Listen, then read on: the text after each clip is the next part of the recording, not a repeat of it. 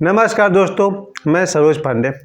आज शुक्रवार की शाम मैं आपसे कहना चाहता हूँ, अमीर कौन कौन बन सकता है, कौन कौन नहीं बन सकता है।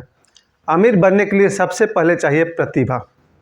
प्रतिभावान व्यक्ति अमीर बन सकता है और जितने भी अब तक प्रतिभावान व्यक्ति हुए हैं, अगर वो चाहें तो बन सकते हैं, लेकिन प्रतिभा के साथ साथ कुछ और गुण भी होने चाहिए। सबसे पहली बात तो यही बात है कि जब कोई दुकानदार अमीर बन जाता है, अरबपति बन जाता है, आप ध्यान दीजिएगा वो कुल मिलाकर क्या करता है। एक दुकानदार 20 रुपये का सामान खरीद कर लाता है और 22 रुपये में बेच देता है। इसमें प्रतिभा कहाँ है और कितनी है। लेकिन आप देखेंगे कि जितने भी दुकानदार होते हैं उसमें से बहुत सारे दुकानदार अरबपति बन जाते हैं, करोड़पति बन जाते हैं, लखपति बन जाते हैं। तो अमीर बनने की जो पहली शर्त है वो है प्रतिभा।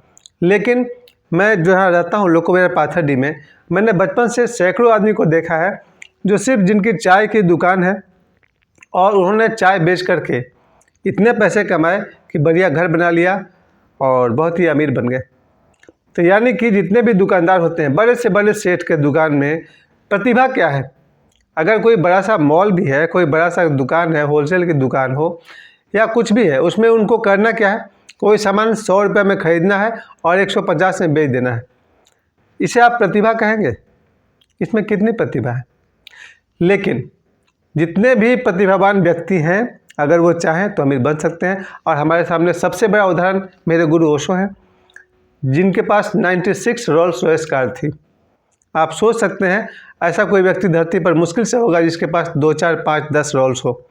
मेरे गुरुजी ओशो के पास 96 रोल्स रॉयस कार, और उनकी प्रतिभा पर कोई संदेह ही नहीं है। बहुत ही प्रतिभावान व्यक्ति हैं। तो पहली शर्त मैंने रखी है प्रतिभा।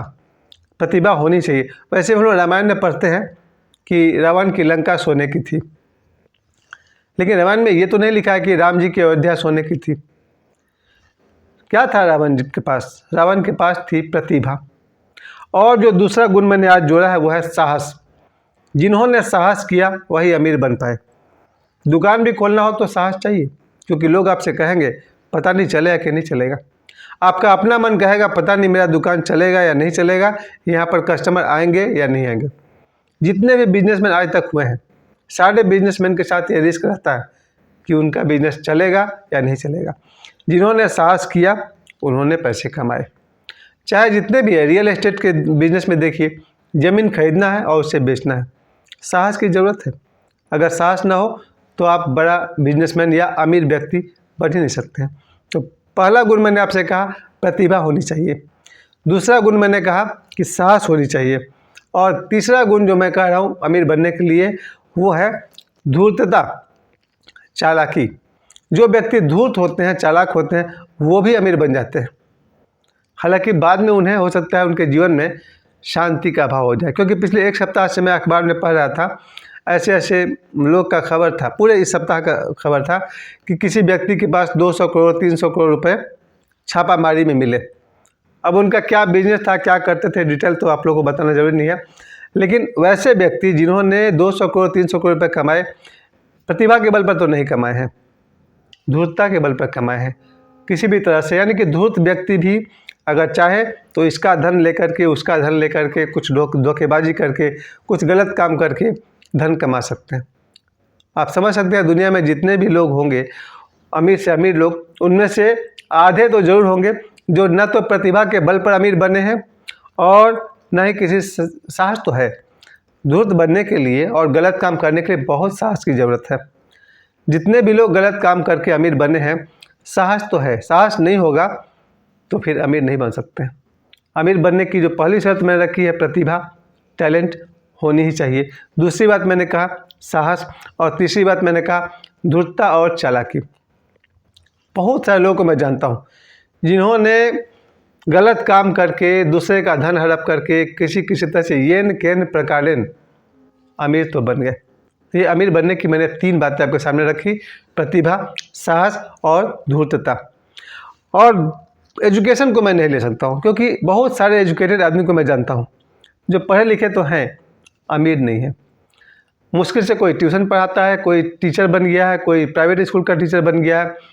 वो कितना भी ऊंचा जाएंगे एजुकेटेड पर्सन, कहीं वो 1 लाख 1.5 लाख की नौकरी कर लेंगे, पर जहाँ वो नौकरी कर रहे हैं उस कंपनी का जो मालिक है वो कुछ और है।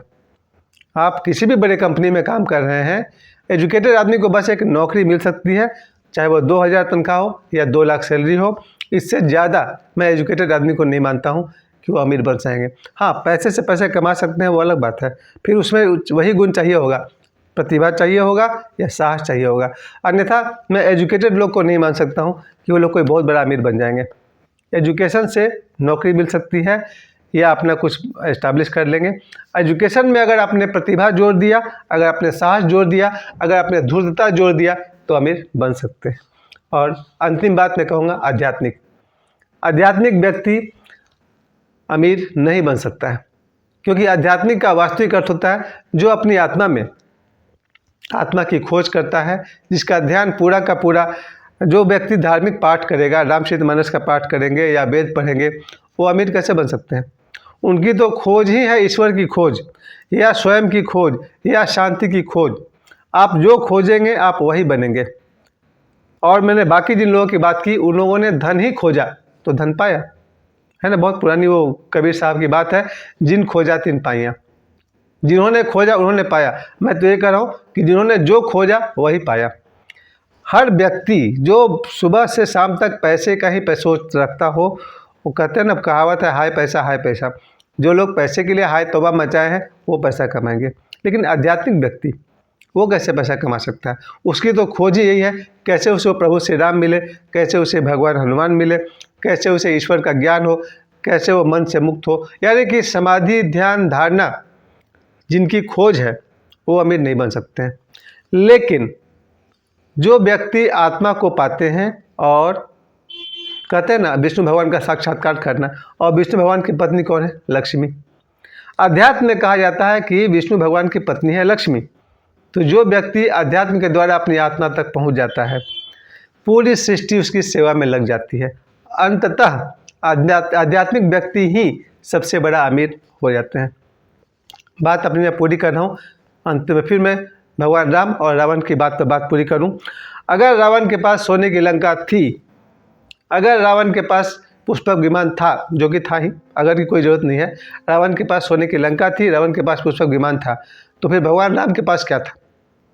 भगवान राम के पास माता सीता जैसी जगत जननी देवी थी। भगवान राम के पास परमवीर हनुमान जी थे, बजरंगबली थे।